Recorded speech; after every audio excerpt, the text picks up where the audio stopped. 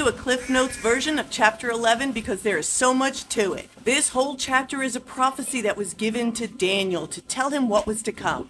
The Persians were still ruling, but this was soon to change. To review, back in chapters 2 and 7, God revealed to Daniel that there would be 4 main kings and kingdoms, starting with Nebuchadnezzar, then Cyrus, then Alexander the Great. Alexander the Great, Donald Trump, we're all cut from the same cloth. And then the line of Roman dictators starting with Julius Caesar and ending with the end times Antichrist, who will sit in the temple and proclaim that he is God. Stay focused on the Grecian line, the dynasty of Alexander the Great.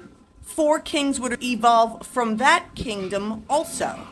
But only 2 of the 4 are prophesied about in chapter 11. The kings of the north reigning in Syria and the kings of the south reigning in Egypt. The king of the north would be ever warring with the king of the south for generations and was foretold to have certain characteristics. He would do as he willed.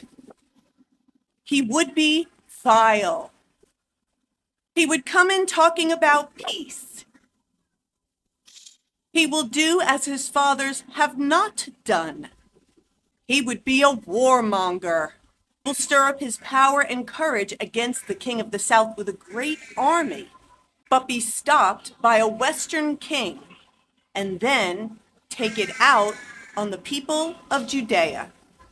He was prophesied to pollute the sanctuary, take away the daily sacrifices, and place the abomination that makes desolate. It was prophesied that those affected by his wrath would suffer and be martyred.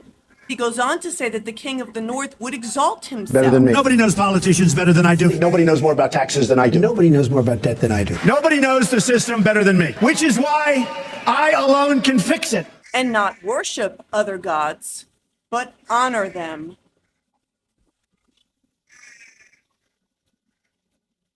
Prophecy adds that the king of the north would conquer other lands, and even the pleasant lands. The U.S. will take over the Gaza Strip. We'll own it. And that this king of the north would lose his life between the 2 seas, the same place prophesied for the Battle of Armageddon that occurs just before the Lord Jesus returns to toss that Antichrist beast into that fiery lake. And all of these prophecies have been fulfilled, mostly by the last king of the north, Antiochus IV.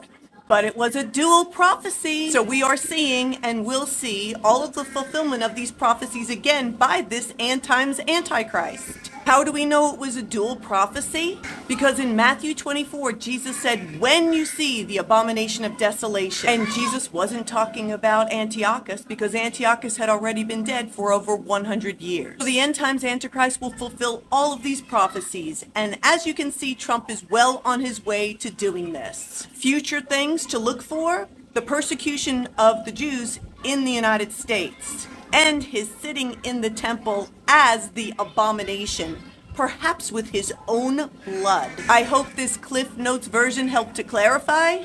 The next video is the final chapter in Daniel. Don't miss it.